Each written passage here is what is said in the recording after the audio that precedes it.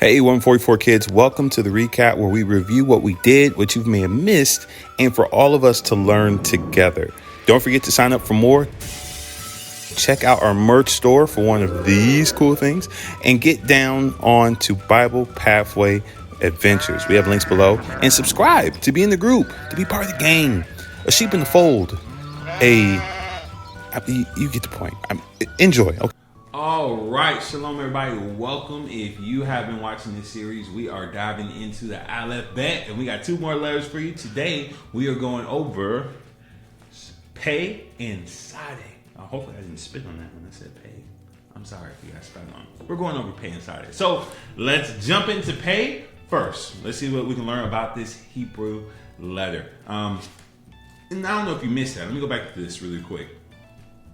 On the left, we have the modern Hebrew characters for these letters right here. On the right, we have these ancient Hebrew letters, these pictographs, right, of what these letters look like and what they originally look like. And we're trying to learn as much as we can by paying attention to the pictograph, right? We look at Aleph right here. This looks like some squiggly lines. With this one up here, that looks like an animal. And so we learn a little bit more. So today, we're looking at these two letters, okay? So let's start with Pey. Let's see what we can learn about Pey. All right. Don't eat me! No? Not convincing? Man, dang it. I thought I could make it as a movie star. Probably not. Look, so what we have over here to your left, this is the traditional Hebrew, or the modern Hebrew character for this letter, which is Pey. It looks like that little squiggly line right here. And on the right, we just got these things that look like this. They look like fish lips. Right? So this is the fish lip letter, right? That's why I put this big old mouth over here. It's kind of give it a 21st century look of what that symbol looks like. But obviously this looks like a mouth, and so obviously the meaning of this letter is mouth, or it could mean a word, or it means to speak, right? Very straightforward. Very straightforward, right? The reason I put this girl here with bubbles is because, like, you need your lips, you need your mouth to blow bubbles. If you can blow bubbles any other way, I'm praying for you, because I don't even want to know how you're doing that. But like I mentioned, this letter means to speak or to say, right? That's the best way to describe what this letter means. All right. So this letter, this is kind of cool, because when we think about the word mouth, we don't really dive into what some scriptures say about mouth, right? And so look at this scripture right here. This is Deuteronomy chapter 17, verse 6. It says, at the mouth of two witnesses or three witnesses shall he that is worthy of death be put to death, but the mouth of one witness he shall not be put to death. Why are we showing the scripture? It shows you how powerful your words are. When they say you could, the life and death are in the power of the tongue, this is literally a great example, right? He says, hey, the mouth, the witness that you speak with your mouth could determine this person's life. This could kill this person. This could condemn this person to death. This is referring to, if someone committed a crime, you need two witnesses to confirm that person actually committed the crime, and then for sure that person be put to death. Very similar to the story of the woman caught in adultery and Brit Hadashah in the New Testament, right? There's only one person there. Both parties weren't there to be held by trial. So anyway, long story short, you need two witnesses, but I just want to highlight the mouth part, which is huge. The mouth of two witnesses, two or three witnesses, which is really, really cool, right? All right, and so right now we are going to head back into this. We've been in this chapter the entire time we've been in this series. This is Psalms 119, where David is writing about every one of these letters. Some say that they're poems, they're anecdotes, they're analogies, whatever the case may be. Regardless, he's going over the letters, and I wanted to see what he attributes to the letter Pey. We'll do Tsade later, but right now we're going to look at Psalms 119, and we're going to dive into to see what he wrote about Pey. It's literally right over there, right? Okay. All right. Let's take a look.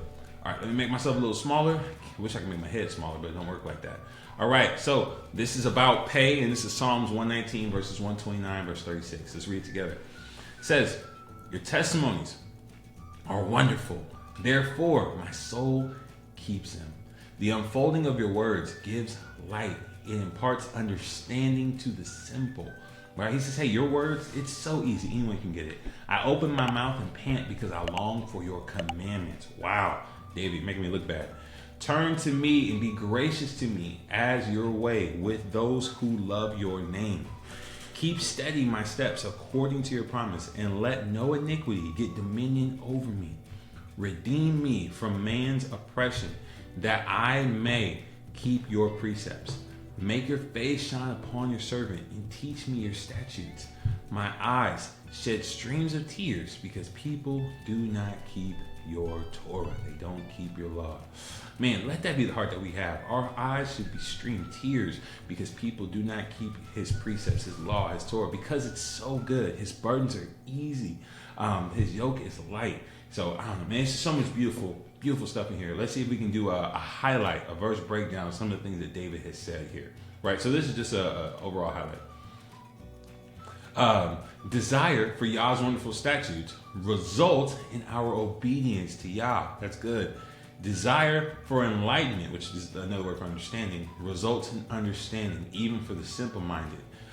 Longing for Yah's commandments result in understanding. Longing to love Yah results in mercy received from Yah. That's good. Desire not to sin, right? That results in Yah's guidance. Longing to learn Yah's decrees, right, results in Yah shining down upon us. And then very, very last at the bottom, desire to obey Yah's precepts results in redemption from Yah. Man, that is good. So all of these are just observations, things I took out of what David was saying about this letter Pey, which is super, super cool. All right.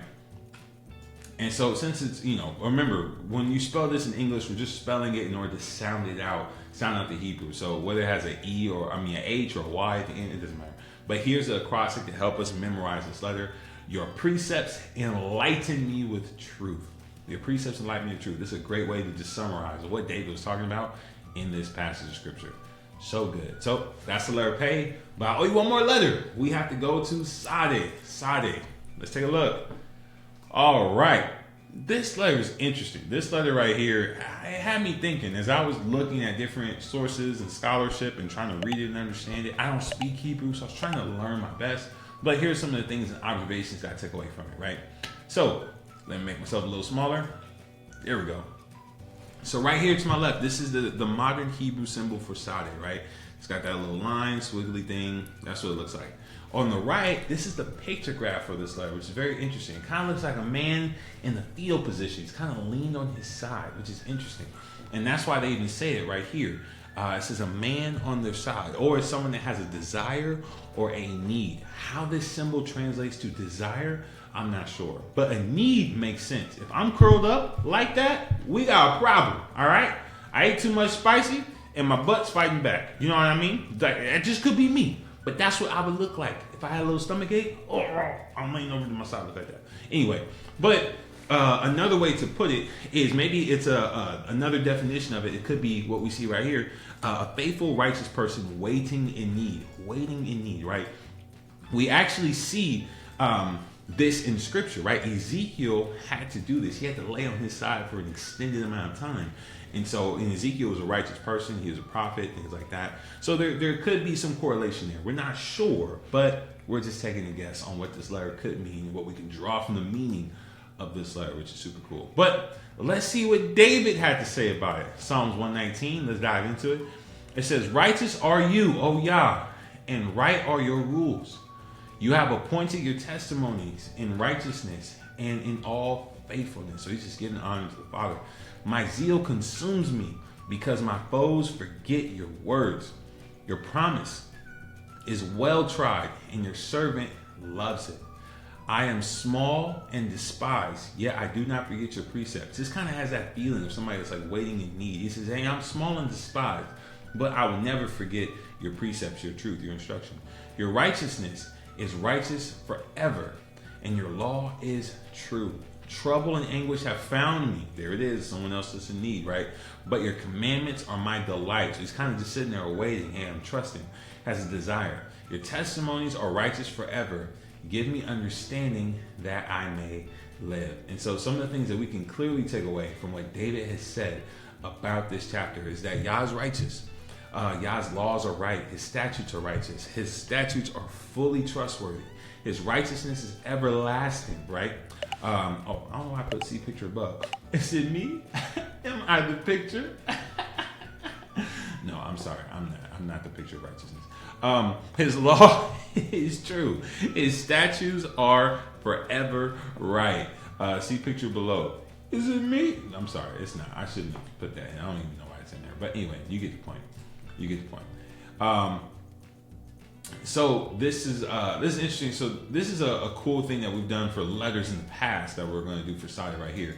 So when you look at the word righteousness, it actually starts with the letter Tsade. You can see it literally right here. That's the letter Tsade. See that? There it is. So literally the word, the righteousness starts with Tsade. And you see, like, even phonetically sound out like Tsade, right? And I'm pulling this from looking at the Strong's number from this verse, 142. It says, your righteousness is everlasting, your law is true. So when you look up the word righteousness, that letter is the beginning of it. And most of David's writings in Psalms 119 have the letter inside, like it's a main part of the message or the writing in that chapter, which is kind of cool, or in that passage. And so something I took away from this and that is this right here below. We have to have a desire or a need for his righteousness. That's the best way I could put it together. That man leaning on his side, he's not just sitting there leaning and waiting for the Father to come save him because he did something. He's sitting there and waiting. He says, Father, I have a desire and a need for you, for your righteousness. Like Matthew 6:33, it says, seek first your righteousness, which I just think is really, really interesting. So cool thing that we can learn from this letter. And of course, another thing, like I just mentioned, boom, I just mentioned this. Man, look at that. Matthew 6:33. I was just talking about it. Seeking his righteousness, starting with that letter, Tsade. So anyway, there it is. Yeah. What's up, little birdie? Where you going? Look like you're heading to dinner. No, I'm just kidding. All right, let's keep going. Sorry, the thoughts. All right, and here's the acrostic for this letter. Trustworthy are your statutes, O Yah. They are my delight, and your righteousness is eternal. Pause the screen, write this down. Hopefully you've been doing this for the entire series. Hang on, sorry about that. Hopefully you've been doing this for the entire series.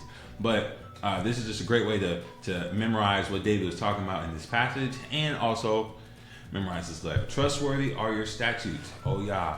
They are my delight, and your righteousness is eternal. So good. Well, guys, that wraps up this episode. Stay tuned with us. The next one, we are going to go over Kof and Resh. Peace be with you. Shalom. See you in the next one. Bye-bye. Hey, we hope you enjoyed this recap session, and hopefully we can see you in the 144 Kids on Shabbat, which is every Shabbat. That is Saturday, if you need a hint. We take the first Shabbat of the month off, but these videos will be uploaded as soon as we can. If you haven't already, or maybe you just forgot to, subscribe here on the channel to stay up to date. Sign up to join us live for 144 Kids. And remember, Yeshua HaMashiach, our Messiah, man, he's the way and the only way. All you need are the Father's laws and commandments, his Torah, those Moedim, his feast days, those family holidays, and Yeshua, our Messiah. That right there, that's what we need moving forward. Man, we love you, and we cannot wait to see you in the next video. Hopefully we see you live on Shabbat. Until then, shalom. Peace be with you.